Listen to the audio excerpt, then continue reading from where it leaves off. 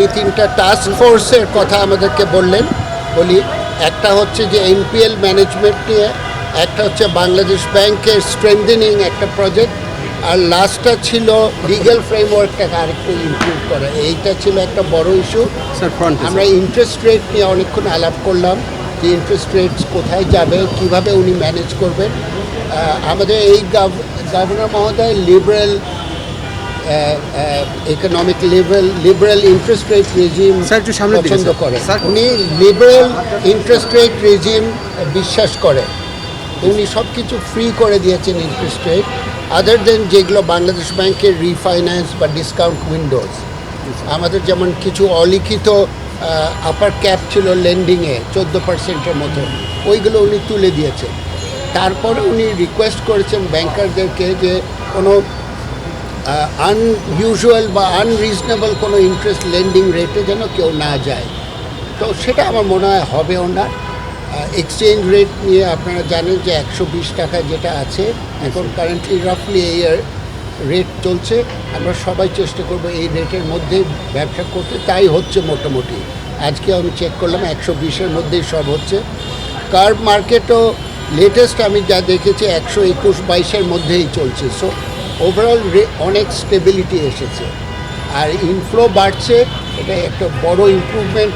এই মাসে হয়তো আড়াই বিলিয়নের বেশি আমরা আশা করছি। এলসি ওপেনিং যে একটু স্লো ডাউন হয়েছে, এটা কনজামশনের উপরেও নির্ভর করে, বুঝতে পেরেছে? ডিমান্ডও কমে গেছে।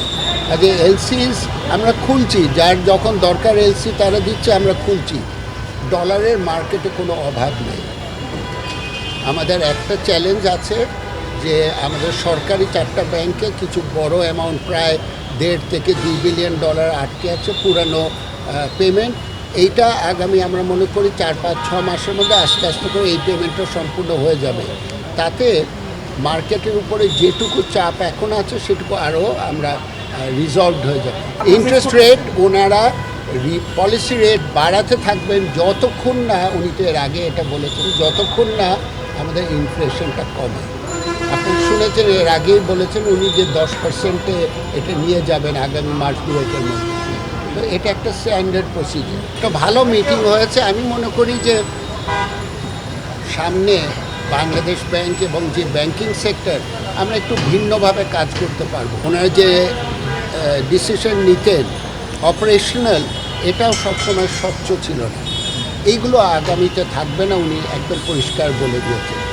কাজে আমরা মনে করি যে আমরা বাংলাদেশ ব্যাংক আমাদের নিয়ন্ত্রকের সাথে খুব সুন্দরভাবে কোল্যাবোরেট করে একটা নতুন আমরা বলি 2.0 ব্যাংকিং সেক্টর তৈরি করতে পারব।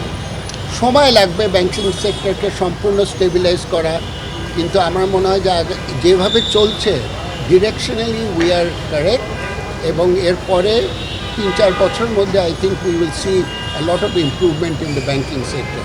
এটা একটা ধারাবাহিক গ্র্যাজুয়াল একটা প্রসেস, ওভারনাইট তো হবে না কিছু।